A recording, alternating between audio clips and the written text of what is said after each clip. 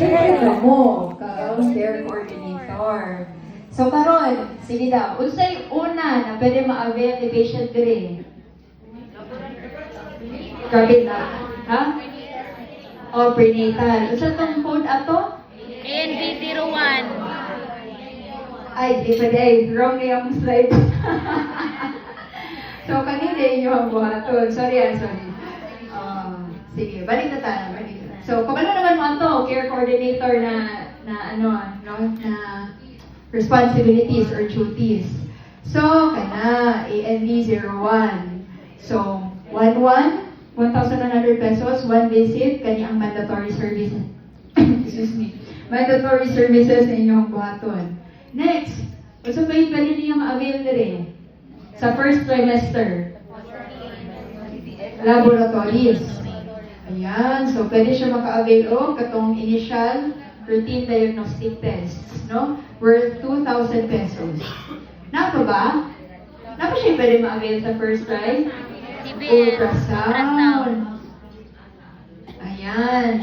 So, ANS01. Basta din ang ultrasound? TBS. So, 1,000.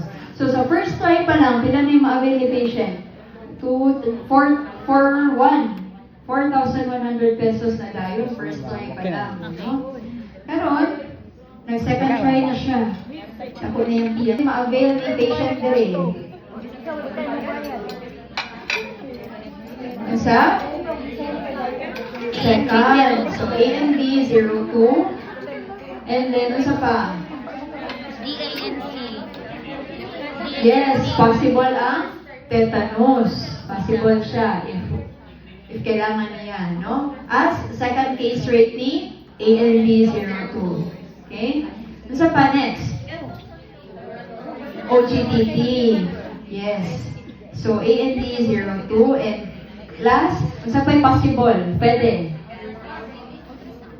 Dili pa CDC, third try pa to, di ba? Yes, pelvic ultrasound. Okay? CG. So, kana for the second try. So, third try, ay, nakuhan ako. ANB03. Ano pa yung pwede? Laboratory. TT. And? Laboratory. Saan na laboratories?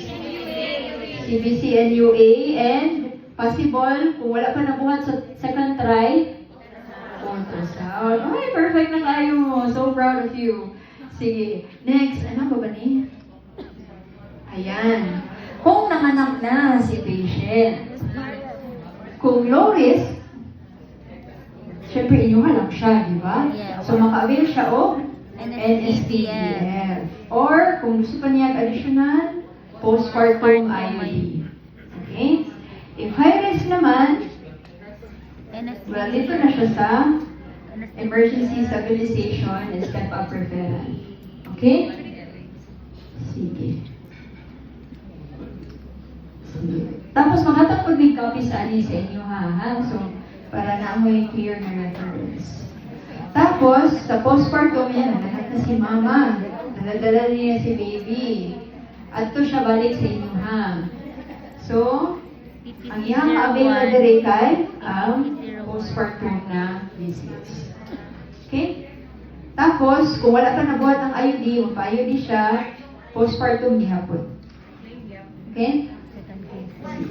Ano ba? Ayan.